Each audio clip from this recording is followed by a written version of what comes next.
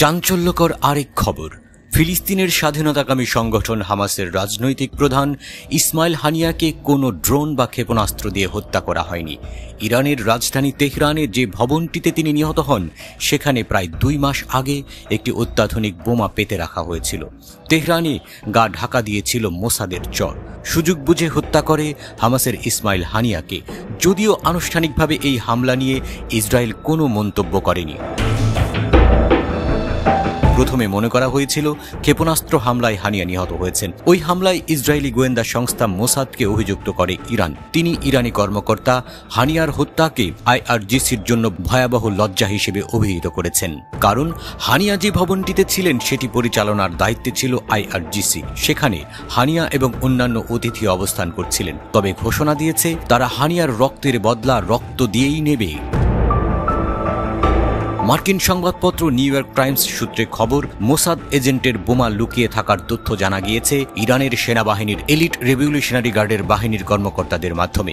ওই কর্মকর্তাদের মতে মাস 2 আগে তেহরানের একটি অভিজাত গেস্ট হাউসে বোমা লুকিয়ে রাখা হয়েছিল। ওই গেস্ট হাউসটি মূলত রেভলিউশনারি গার্ডের গোপন বৈঠকের জন্য ব্যবহৃত হয়। হাই প্রোফাইল অতিথিরা এলেও এই গেস্ট হাউসেই তাদের থাকার ব্যবস্থা করা হতো। ইরানের নতুন প্রেসিডেন্ট মাসুদ পেজেশকিয়ানের শপথ অনুষ্ঠানে যোগ দিতে মঙ্গলবার তেহরানে গিয়ে গেস্ট হাউসের যে অংশে হানিয়া ছিলেন সেখানেই বসানো হয়েছিল বোমাটি। গভীর রাতে রিমোট কন্ট্রোলের সাহায্যে বিস্ফোরণ ঘটানো হয়। আইআরজিসি জানিয়েছে বিস্ফোরণে ভবনটির জানালা এবং কম্পাউন্ডের একটি অংশ ক্ষতিগ্রস্ত হলেও ভবনটির তেমন কোনো ক্ষতি হয়নি। ক্ষতির মাত্রা দেখে বিশ্লেষকরা বলছেন এটি কোনো ক্ষেপণাস্ত্র হামলা ছিল না। তাছাড়া ক্ষেপণাস্ত্রের পক্ষে ইরানের আকাশ প্রতিরক্ষাকে ফাঁকি দেওয়া কঠিন হতো।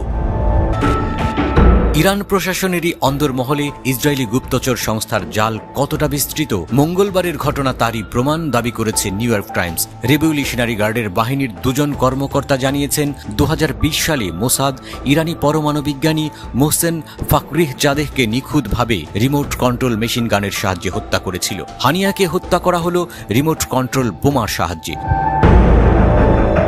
বোমাটি হানিয়ার কক্ষে কখন ও কিভাবে স্থাপন করা হয় তা এখনও তদন্তের আওতায়। ইরানের সেনাবাহিনীর নজর এড়িয়ে যেভাবে দীর্ঘ 2 মাস বোমা লুকিয়ে রাখা হলো তেহরানের গেস্ট হাউসে, তার ফলে সেনাবাহিনীর কার্যকারিতা নিয়েও প্রশ্ন উঠেছে। কে কিভাবে বোমা বিস্ফোরণ ঘটালো সেই নিয়েও এখন অন্ধকারে ইরান। গত 7 অক্টোবর ইসরায়েলের বুকে ভয়ঙ্কর হামলা চালায় হামাস। এরপরই নেতানিয়াহু প্রশাসন ঘোষণা করে তারা হামাস প্রধান হানিয়াকে হত্যা করেই ছাড়বে।